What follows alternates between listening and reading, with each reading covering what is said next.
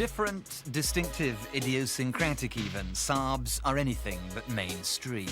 Like this latest 900 Turbo with its clutchless gear change and slippery shape. This sharp-suited projectile may look like a prince, but to trace its origins first we need to start with a frog. And here it is, the 92B, and one of the very earliest offerings of the company that goes by the unlikely name of Svenska Aeroplan Aktie Bolaget, or Saab to you. Weird by name, it was certainly weird by nature. It had a 28 brake, two-stroke engine, freewheel gearbox, clutchless gear change and front-wheel drive, which, for 1949, when the world was just getting over the excitement of Brylcreem, was seriously hip. Best known for making aircraft, at the end of the Second World War, Saab turned their aeronautical ingenuity towards cars. That wind tunnel-tested teardrop shape might look gawky now, but compared to its contemporary rivals, which had all the aerodynamics of church pews, the 92 was dead swish. Within months of its launch, it had won Sweden's biggest rally, the Ripspokalen, and by '54 had found 10,000 grateful owners. Not bad for a first car. Saab realized that their new product was indeed special. It had a quality rare in mass-produced motors. It was a hoot to drive. The 92 had no right to handle as well as it did.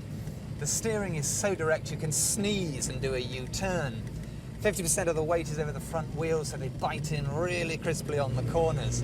And all the time you've got this marvelous soundtrack from this demented two-stroke engine with 767 cc's.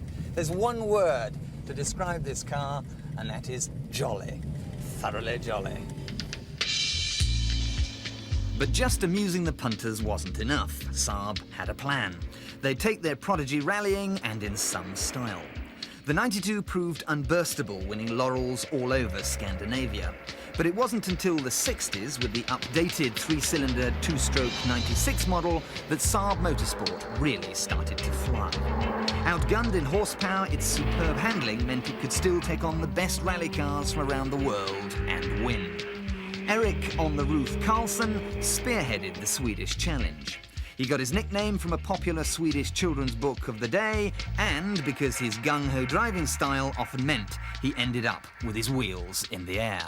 First of all, it was strong, we seldom have problem, It was going, and the rougher road it was, the better it was. And fantastic road holding, and the noise. I think the noise make it go faster. For everybody could hear when you lift it up, so you kept your foot on. If not, they said you are a bloody chicken, you lifted up there and there. So that was one of the reasons I think we went quick. And especially downhill, in when you come down in Europe, down the Alps and things like that. If you were stupid enough, it could go unbelievably quick. You lost time going up from Porsches and Mercedes and big cars, but you normally pick them up going downhill. You have to be wild when you have 750cc or 850cc, You have to be on the limit more or less all the time. And if you want to win, you have to do that. I still said it's 62, 63, 64, two-stroke, unbelievable. Nobody can beat it if you were stupid enough to keep your foot down. And keep his foot firmly down he did. In a career which spanned from 1955 to 1967, he was seldom off the winner's podium. He won the prestigious RAC 3 times and the Monte Carlo twice, charging on to victory here in 1962.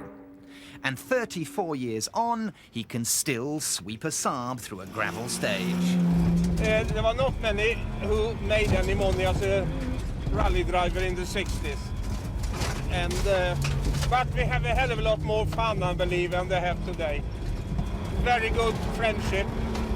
And we try always to stay in the same hotel and have good parties before and after the rally.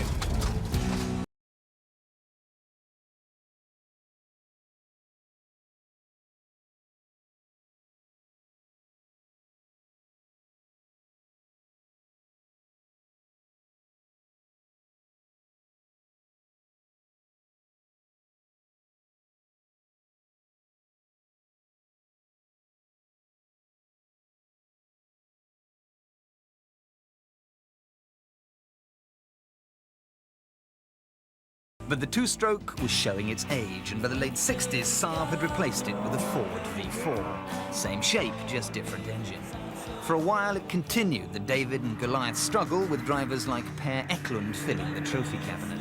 But by the mid-70s, it was losing the battle against faster Fords, Fiats and Lancias. Soon, Saab would pull out of rallying forever. And even with a pearlescent paint job and flash alloys, they couldn't shift the last road-going V4s from the showrooms. An era was coming to an end as Saab abandoned the small car and went BMW bashing. So next time you see your doctor, dentist, solicitor or accountant in his pinstripe suit at the wheel of his shiny turbocharged Saab, just remember that it was this weird little car that started it all. One frog that really did turn into a prince.